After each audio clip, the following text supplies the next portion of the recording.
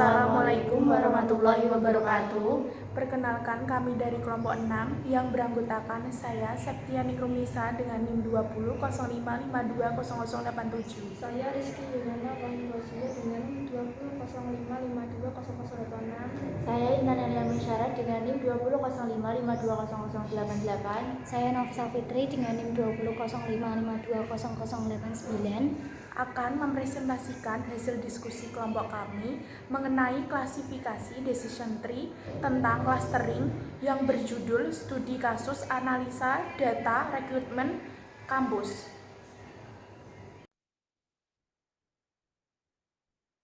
Selanjutnya, materi yang kita bahas yaitu studi kasus analisa data rekrutmen di kampus dengan menggunakan decision tree.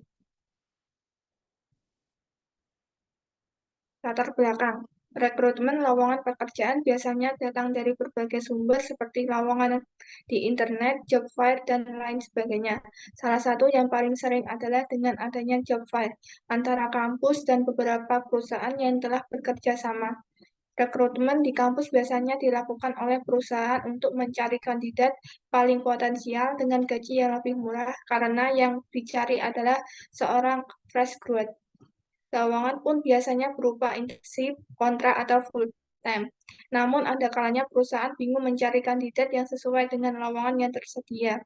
Dari sisi kandidat pun bingung apa yang ia harus persiapkan dan apa saja faktor yang menjadi penilaian khusus dari perusahaan agar ia bisa diterima. Decision tree. Decision tree atau pohon keputusan yang berstruktur seperti pohon yang memodelkan kemungkinan hasil, biaya sumber daya, utilitas, dan kemungkinan konsekuensi. Algoritma ini merupakan salah satu algoritma yang digunakan untuk klasifikasi. Decision tree ini memiliki hasil akhir bentuk seperti pohon yang terdiri dari beberapa cabang dan akar. Adapun flowchart-nya meliputi cabang yang mewakili hasil untuk atribut dan jarum dan ke akar yang mewakili aturan untuk klasifikasi. Klasifikasi merupakan teknik penambangan data yang memetakan data ke dalam kelompok atau kelas yang telah ditentukan. Ini adalah metode pembelajaran terawasi yang membutuhkan data pelatihan berlabel untuk menghasilkan aturan untuk mengklasifikasikan data uji ke dalam kelompok atau kelas yang telah ditentukan. Klasifikasi adalah sebuah proses analisa data yang menghasilkan model-model untuk menggambarkan kelas-kelas yang terkandung dari data tersebut.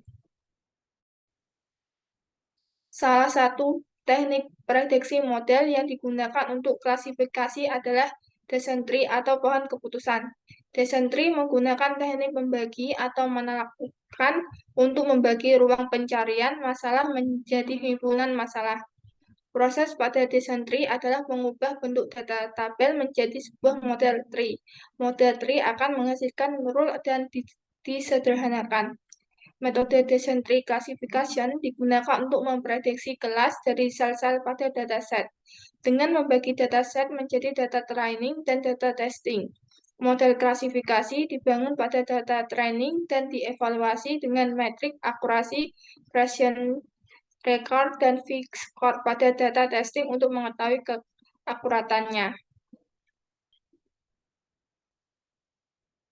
Yang pertama, siapkan data training. Yang kedua, data training adalah data histori yang telah disiapkan sebelum dan telah dikelompokkan ke dalam bentuk kelas-kelas tertentu. Yang ketiga, menentukan akar pohon. Akar akan ditentukan melalui atribut yang telah dipilih dengan cara menghitung nilai gen dari setiap atribut. Nilai gen yang paling tinggi nantinya akan menjadi akar pertama. Sebelum menghitung nilai gen dari atribut perlu menghitung terlebih dahulu nilai entropi. Untuk menghitung nilai entropi dapat digunakan rumus bagi berikut, di mana N himpunan kasus, P jumlah partisi N, PI proporsi dari NI terhadap N. Yang keempat, setelah menghitung entropi setiap kasus, maka selanjutnya menghitung nilai gain. Next. Analisa. Next. Pohon ketentuan atau decision tree adalah sebuah metode kecerdasan buatan yang berbentuk pohon di mana pada setiap cabang memiliki pilihan serta alternatif dengan daun yang menyatakan keputusan yang dipilih. Decision tree banyak digunakan karena dapat menggabungkan sebuah pola atau pengetahuan atau informasi ke dalam sebuah bentuk pohon kepuasan. Decision tree terdiri dari kumpulan not atau simbol yang dihubungkan oleh cabang.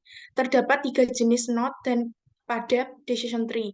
Yang pertama, root node merupakan simbol yang tidak memiliki input tetapi memiliki output yang lebih dari satu.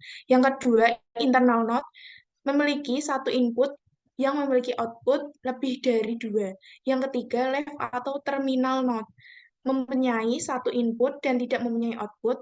Pada setiap decision tree, setiap left memiliki sebuah nama kelas, root node, dan internal node berisi aturan yang digunakan untuk membedakan data yang memiliki karakter berbeda. Yang selanjutnya, hasil dan pembahasan.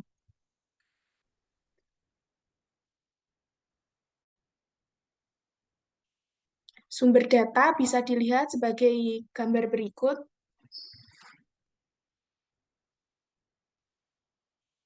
Pertama-tama akan di-load pada placement data full class CV mengenai sejumlah data terkait penyebab penggunaan obat dan sudah dimasukkan ke dalam variabel. Data dapat ditunjukkan bahwa data frame memiliki 215 baris dan kolom dan 15 kolom. Berikut adalah penjelasan dari masing-masing variabel atau kolom data frame. Bagian variabel, gender, HSC, degree, specialization, status, salary. Deskripsi umum dan analisis awal. Gambar 2 adalah gambar informasi setiap kolom pada data. Next. Dengan menggunakan df info dapat dilihat untuk kolom-kolom gender, HSC, degree, specialization, status, dan salary. Memiliki data yang bernilai 0 atau data penuh karena jumlah baris yang ditunjukkan sama dengan jumlah baris pada data awal, yaitu 215 baris. Dapat diperhatikan pula tipe data dari masing-masing kolom.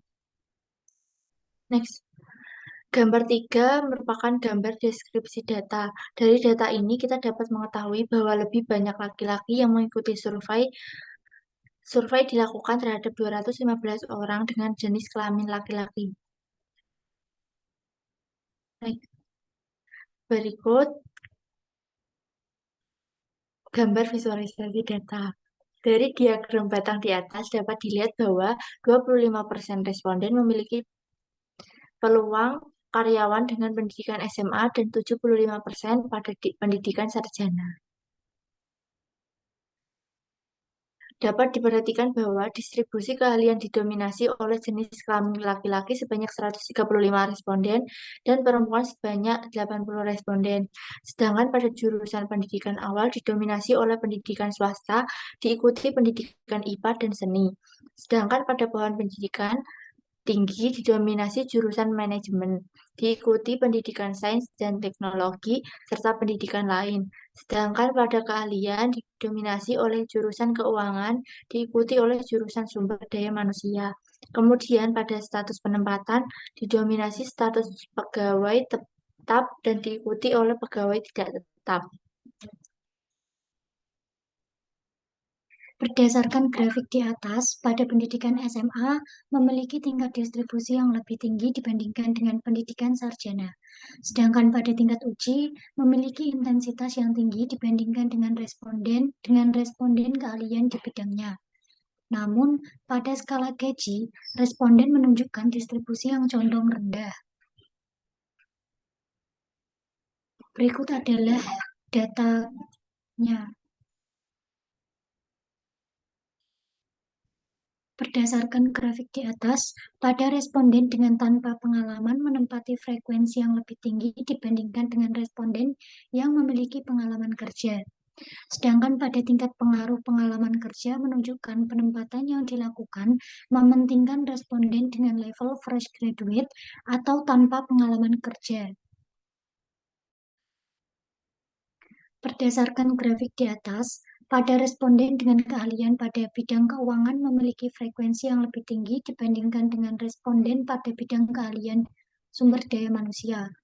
Bukan hanya dari segi jumlah gaji, namun juga dari segi jenis kelamin laki-laki yang mendominasi sisi keahlian tersebut. Next. Sehingga bisa disimpulkan dari decision tree yang dihasilkan, menunjukkan bahwa potensi rekrutmen yang dilakukan menunjukkan bahwa dominasi laki-laki dengan bidang keuangan akan memiliki frekuensi yang lebih tinggi dibandingkan dengan perempuan dalam kedua jenis bidang yang ditawarkan. Cukup sekian, terima kasih. Sekian presentasi dari kelompok 6, kurang lebihnya mohon maaf. Wassalamualaikum warahmatullahi wabarakatuh.